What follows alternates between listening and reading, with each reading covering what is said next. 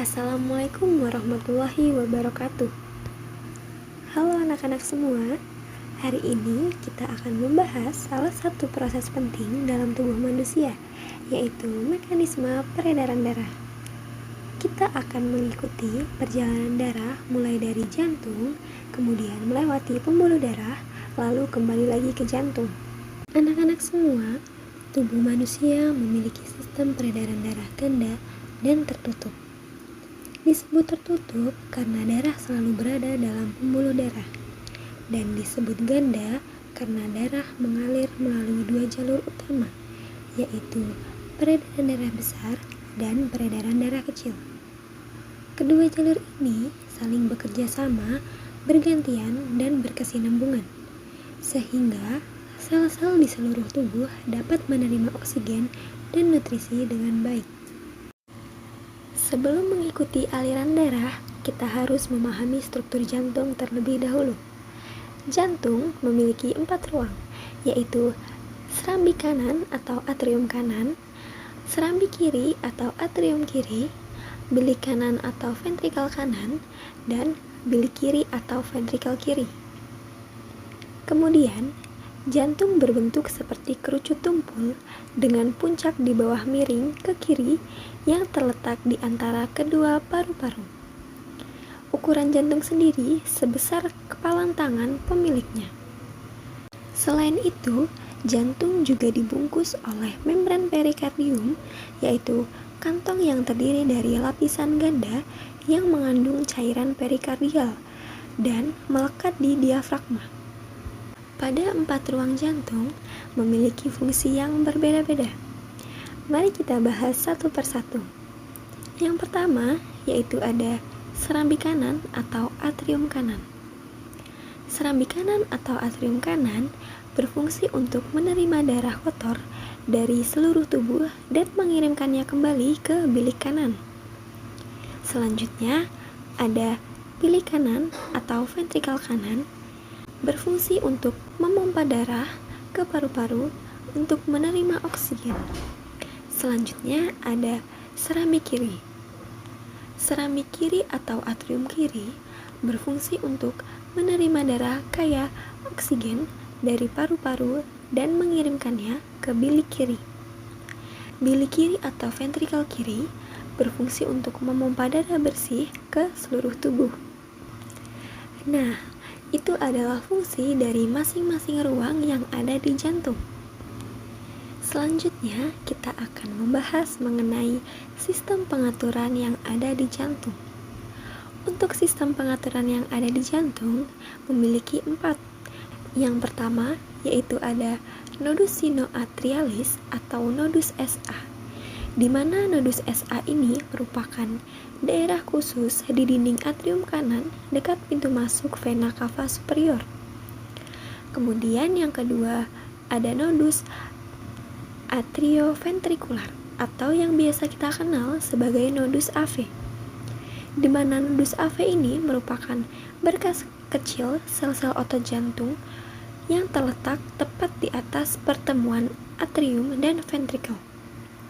Yang ketiga ada berkas His atau berkas atrioventrikular. Berkas His ini merupakan sel khusus berasal dari nodus AV dan masuk ke septum antar ventrikel. Dan yang terakhir ada serat Purkinje, di mana serat ini merupakan serat yang halus dan menjulur dari berkas His dan menyebar ke seluruh miokardium ventrikel. Selain jantung, pada sistem peredaran darah terdapat organ yang sangat penting, yaitu pembuluh darah. Pembuluh darah berfungsi untuk membawa darah dari jantung ke jaringan, kemudian kembali ke jantung. Pembuluh darah utama ada 3, yaitu arteri, kapiler, dan vena. Mari kita bahas pembuluh darah yang pertama. Pembuluh darah yang pertama yaitu arteri. Arteri merupakan pembuluh darah yang mengalir keluar dari jantung. Arteri memiliki sifat yang elastis dan mengalir dengan kuat. Pada arteri memiliki 3 lapisan, yaitu tunika ekstema, tunika media, dan tunika intima. Perbatasan antara ventrikel kiri dan aorta terdapat katup, yang dimana disebut dengan katup seminular aorta. Sedangkan pada perbatasan antara ventrikel kanan dan arteri pulmonalis terdapat katup yang disebut sebagai katup seminular arteri paru-paru. Selanjutnya yaitu ada pembuluh darah kapiler. Pembuluh darah kapiler merupakan pembuluh darah yang sangat halus dan memiliki diameter 0,008 mm. Dinding kapiler tersusun dari selapis endotelium. Kapiler menghubungkan antara arteriol dengan venula. Bagian tubuh yang tidak memiliki kapiler antara lain yaitu ada rambut, kuku, tulang rawan, dan kornea mata.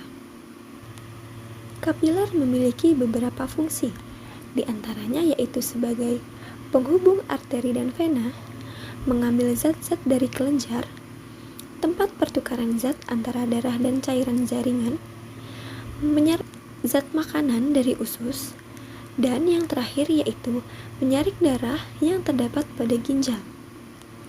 Selanjutnya yaitu pembuluh darah yang terakhir ada vena. Vena merupakan pembuluh darah yang membawa darah kembali ke atrium jantung. Vena memiliki jaringan ikat fibrosa yang lebih banyak, dan dindingnya tipis dan dapat mengembang. Pada pembuluh darah vena memiliki katup. Katup pada vena berfungsi untuk mencegah aliran balik sehingga darah tidak kembali ke sel atau jaringan. Vena yang masuk ke jantung ada 3 macam, yaitu yang pertama ada vena cava superior, menerima darah kaya karbon dioksida dari tubuh bagian atas. Sedangkan yang kedua ada vena cava inferior, yaitu menerima darah kaya karbon dioksida dari tubuh bagian bawah. Dan yang terakhir yaitu ada vena pulmonalis, di mana membawa darah kaya akan karbon dioksida dari paru-paru. Nah, itu tadi beberapa penjelasan mengenai pembuluh darah. Selanjutnya, kita memasuki mekanisme peredaran darah.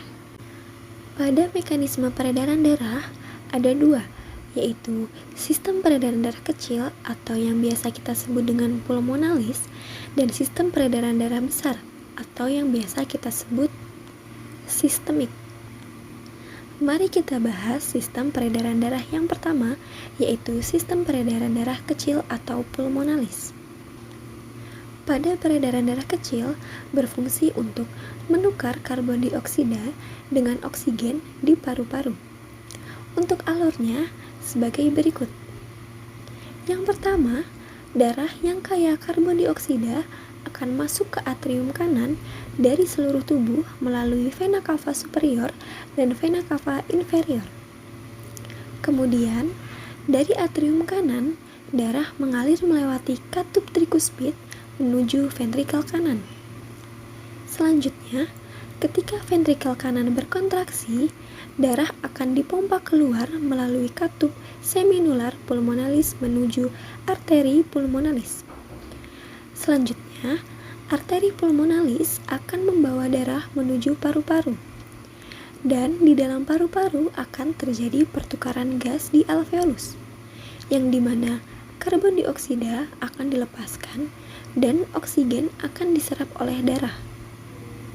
Darah yang sudah kaya oksigen kemudian kembali ke jantung melalui vena pulmonalis.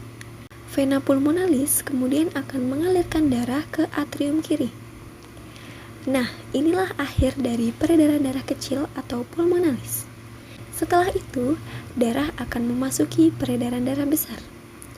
Mari kita bahas peredaran darah besar. Peredaran darah besar atau sistemik memiliki fungsi utama, yaitu mengalirkan darah kaya oksigen ke seluruh bagian tubuh. Mari kita bahas alur mengenai sistem peredaran darah besar. Awal mulanya, darah kaya akan oksigen dari atrium kiri mengalir melalui katup bikuspid ke ventrikel kiri. Selanjutnya, Di ventrikel kiri memiliki dinding paling tebal karena harus memompa darah ke seluruh tubuh. Saat ventrikel kiri berkontraksi, darah dipompa kuat menuju aorta, pembuluh darah terbesar dalam tubuh. Selanjutnya, dari aorta, darah dialirkan melalui arteri-arteri ke seluruh jaringan tubuh, ke otak, organ-organ dalam, otot, hingga ujung kaki dan tangan. Selanjutnya, ketika darah mencapai jaringan, akan terjadi proses difusi, yang dimana oksigen dan nutrisi keluar dari kapiler dan karbon dioksida serta sisa metabolisme masuk ke dalam darah. Setelah itu, darah yang miskin oksigen akan mengalir melalui venula lalu menyatu menjadi vena. Vena dari tubuh bagian atas menuju vena cava superior, sedangkan vena dari tubuh bagian bawah akan menuju vena cava inferior. Kedua vena ini membawa darah kembali ke atrium kanan. Nah, disinilah peredaran darah besar berakhir. Darah kotor ini akan kembali masuk ke peredaran darah kecil untuk dibersihkan di paru-paru. Nah, anak-anak, menariknya, peredaran darah pada janin berbeda dengan orang dewasa. Mengapa? Karena paru-paru janin belum berfungsi, sehingga janin memperoleh oksigen dari darah ibu melalui plasenta. Bagaimana sih sistem peredaran darah pada janin? Mari kita bahas.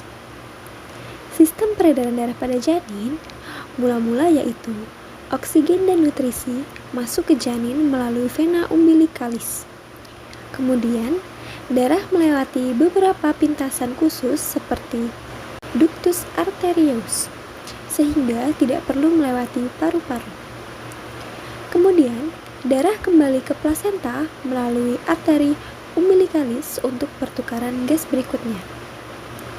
Setelah bayi lahir, struktur pintasan ini akan tertutup secara alami. Oke, demikianlah penjelasan mengenai mekanisme peredaran darah, mulai dari peredaran darah kecil, besar, hingga peredaran darah pada janin. Semoga penjelasan materi ini dapat membantu kalian untuk memahami bagaimana darah bekerja tanpa henti untuk menjaga tubuh tetap sehat. Jangan lupa pelajari kembali alur-alurnya, karena ini adalah dasar untuk memahami materi selanjutnya. Terima kasih dan sampai jumpa di video berikutnya.